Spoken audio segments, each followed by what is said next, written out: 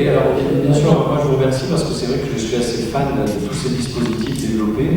Et en fait, notre intelligence sociétale aujourd'hui sera pas forcément de créer de la quantité de vie, on a pu le faire ces dernières années. Vous savez que si l'espérance de vie a augmenté aux alentours de 80 ans, l'espérance de vie en bonne santé n'a pas forcément augmenté. Donc on fabrique des cohortes de patients en maladie chronique. On avait en 1994 3 700 000 personnes en ALD, on en a en 2018 11 millions, on va être à beaucoup plus. Donc la question aujourd'hui, c'est comment on fabrique de la santé, pas forcément de l'espérance de vie. Alors vous avez un mouvement transhumaniste qualitatif qualité de vie, c'est-à-dire qu'aujourd'hui vous pouvez avoir une lentille qui détecte le sucre dans les larmes et qui envoie un message Bluetooth à un pancréas artificiel pour fabriquer de l'insuline.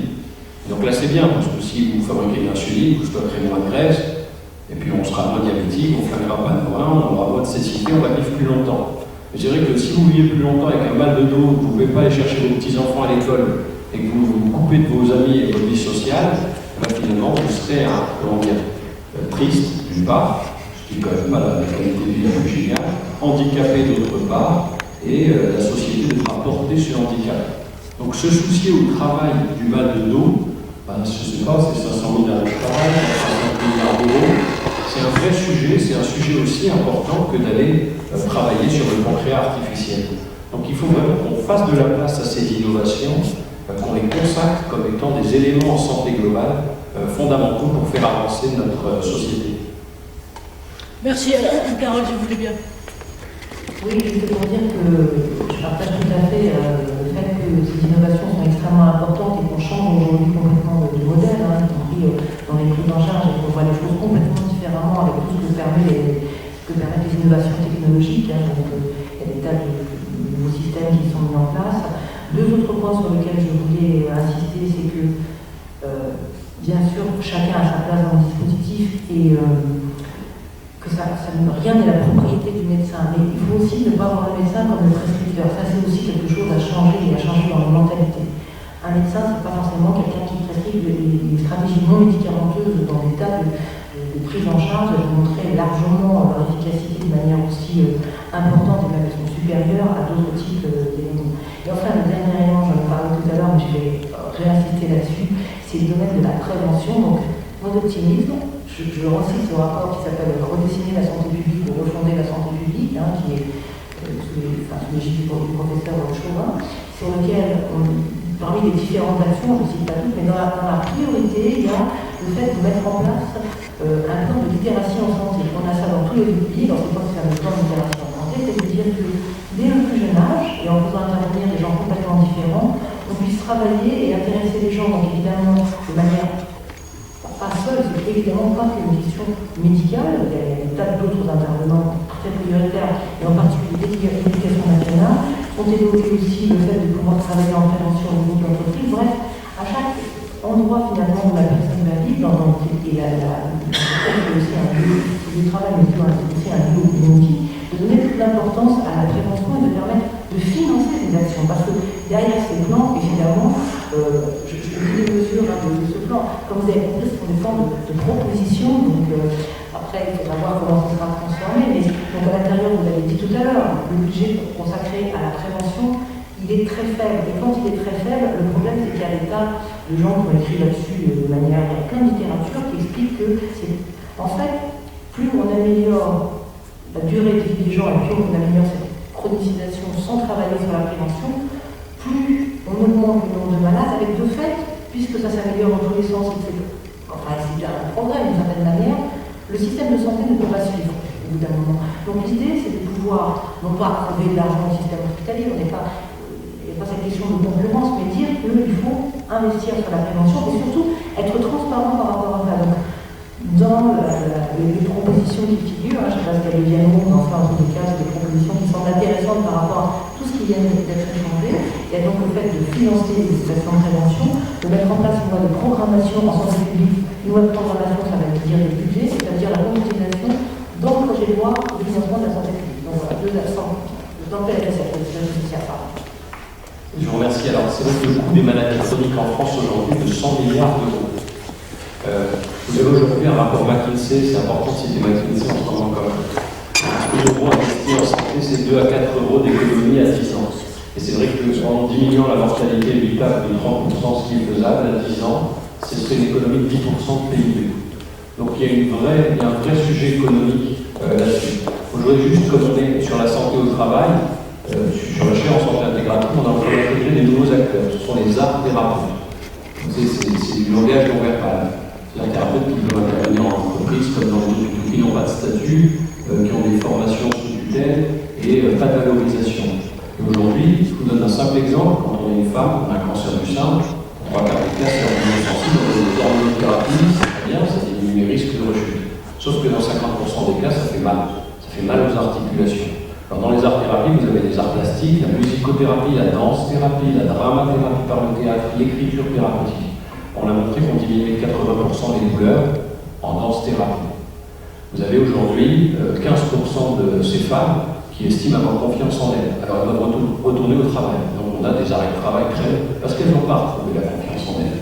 On avait 4 séances de médiation par les arts plastiques, et le temps qu'on va consacrer à cela et cet accompagnement, on va avoir 80% de confiance en soi.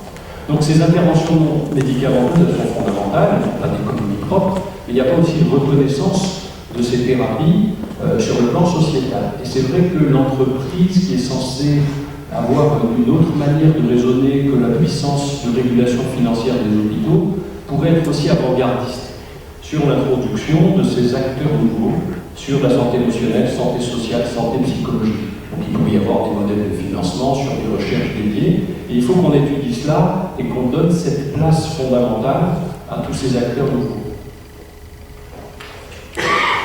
Merci, merci à vous. J'ai peut-être envie de relever deux. Moi, je voudrais reprendre en filant là sur les 3 choses que vous disiez, là, tous les 3, je dirais à la fois Jean-Marie Fester, Jean-Marie sur la dimension économique, Anne-Carole sur le fait qu'effectivement la question des budgets de prévention et d'ouverture. Alors je reprends mes parents des propos de Bouzeux, puisqu'on est en train de Bouzeux apparemment dans certains travail, mais cette fois-ci je vais passer de la bouse par le mot au crottin. Et donc là, j'étais cet après-midi ce matin, par exemple, en train de préparer nos UX forums d'utilisation des exosquelettes. Là, bien des exemples que j'ai connus encore une fois dans un analyse, merci, c'est l'utilisation pour les maréchaux ferrants. Et voilà. Donc ce sont des métiers dont la durée de vie au travail n'est pas de plus de 20 ans, parce qu'actuellement ils sont cachés au bout de 20 ans. Et ce que me disait ce garçon que j'ai interviewé tout à l'heure, il me dit le problème c'est que, et donc là c'était un problème des PME, ce que je veux dire c'est que le problème c'est que donc les PME, on n'est pas au courant des aides, et donc on paye plein pot, et avec donc forcément des budgets qui sont de tout petits budgets, et donc c'est que l'information qu'on leur doit justement sur la prévention, alors il y a des systèmes de prévention, de formation et autres, il y a aussi ces équipements qui sont des dispositifs là qui eux aussi méritent, j'allais dire, d'être connus. Moi ce qui me frappe, vous voyez, ça fait 4 ans qu'on a lancé ces trucs sur l'intégration des innovations et autres. Au début, je vais dire que mes exemples, moi c'était que Airbus et SNCF. Parce qu'en gros, il n'y a que les très grands qui ont les services de R&D, et très bien fait d'ailleurs, c'est très bien qu'ils ouvrent le chemin, mais qui en ergonomie pouvaient ouvrir à ça. Et là, on a mis un peu l'honneur, le truc en mai, à prendre, on nous a traité de bouseux, donc on y va à plein, à prendre des gens qui sont dans l'élevage, dans les chevaux, et puis j'allais dire, en budget, c'est la restauration. Donc on vous convie à ça. Bernard, je sens que vous avez envie de dire de vous, alors on va remettre notre dispositif. J'invite Bernard à parler dans 2 secondes, le temps que je me débranche et qu'on rebranche le reste, c'est génial. Oui, merci Marie. Vous m'entendez? Super. C'est parfait.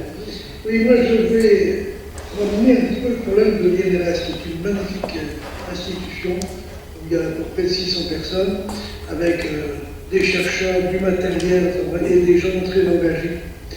Et on est tous persuadés, on le dit, on est tous convaincus que la prévention permet des économies considérables. Et à l'INRS, on cherche les différentes solutions de prévention, que ce soit les exosquelettes, au niveau des risques chimiques, biologiques, physiques, etc., des risques psychosociaux également. Et tout ça pour dire qu'on est tous persuadés qu'il faut continuer. Or, Bercy, de budget en budget, budget, on diminue le budget. C'est là la myopie de nos comptables est effarante. Au niveau politique, il y a une myopie, une incompréhension. On disait tout à l'heure qu'un euro investi permet d'en gagner 3 ou 4, c'est démontré par de multiples calculs, que ce soit à l'OIT, que ce soit à l'OMS, etc.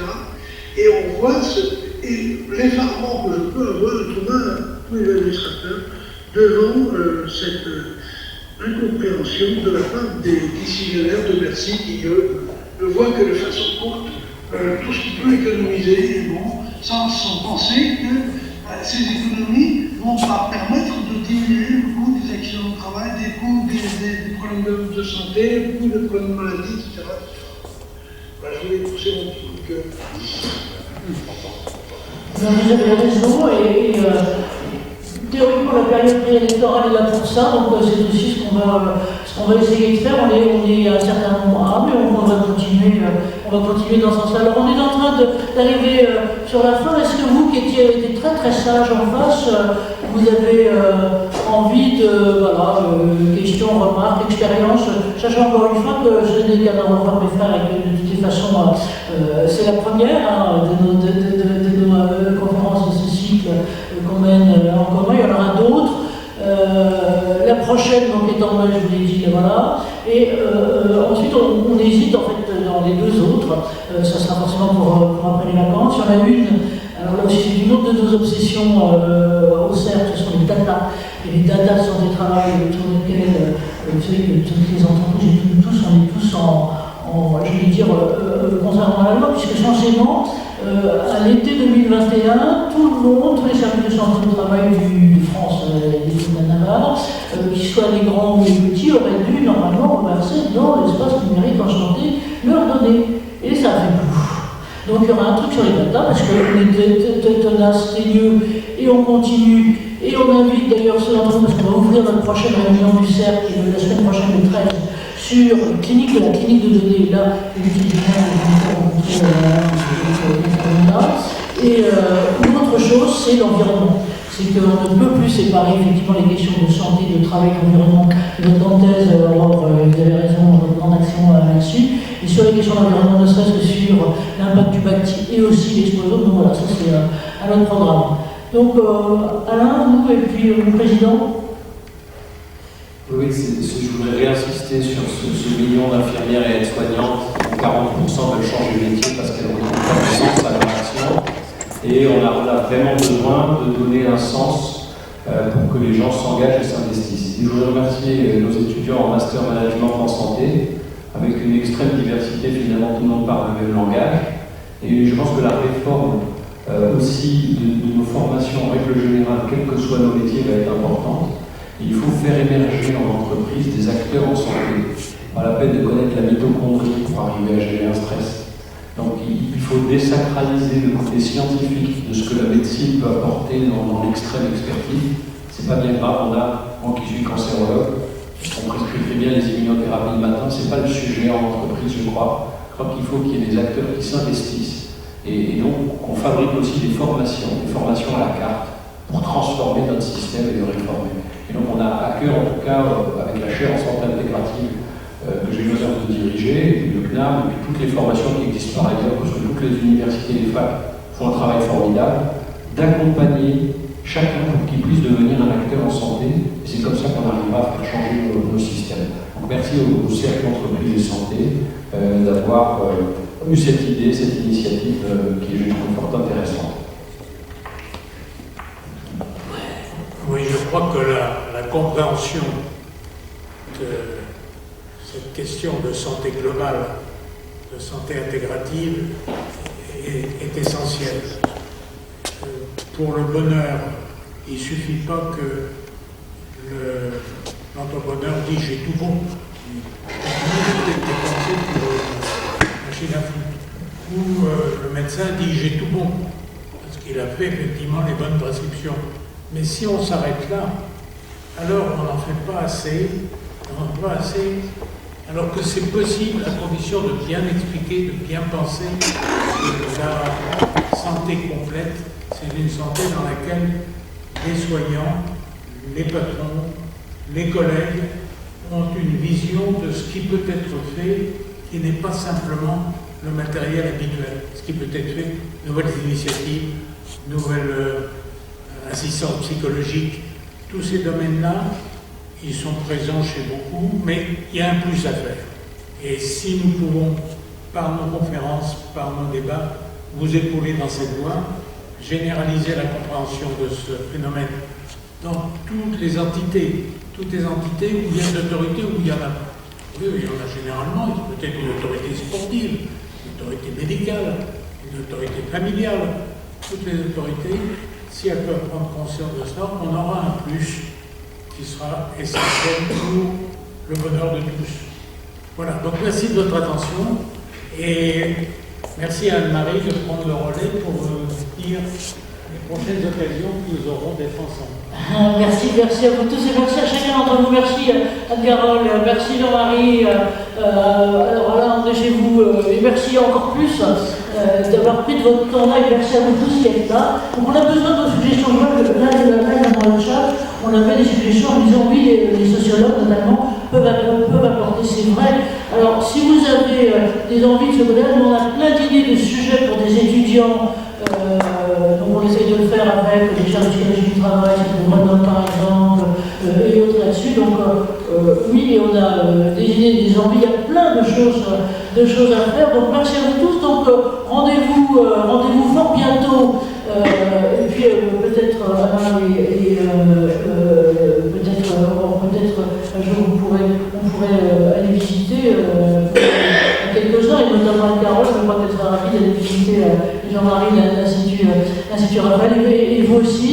Et puis donc, à revenir le 13 avril prochain, donc si la question cruciale des données en ce moment, tout le monde agite l'anonymisation. Le problème de l'anonymisation des données, voyez l'emploi, on n'avance pas. Et quand vous regardez, on avance un peu, mais pas tant que ça. Donc on essaie de pousser, et on va regarder là certains endroits pour donner des données hospitalières qui marchent bien, parce que comme vous le disiez, dans les malades, il y en a quand même un certain nombre qui sont au travail et il y en a qui restent. Et je crois que de les regarder aussi de cette façon-là, je crois que ce serait aussi intéressant. Et puis rendez-vous en mai.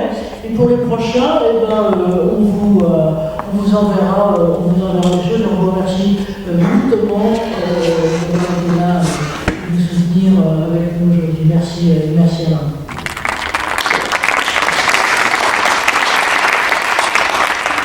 On est en phase d'apprentissage technique et il y a bien un jour où on va réussir à maîtriser ce machin.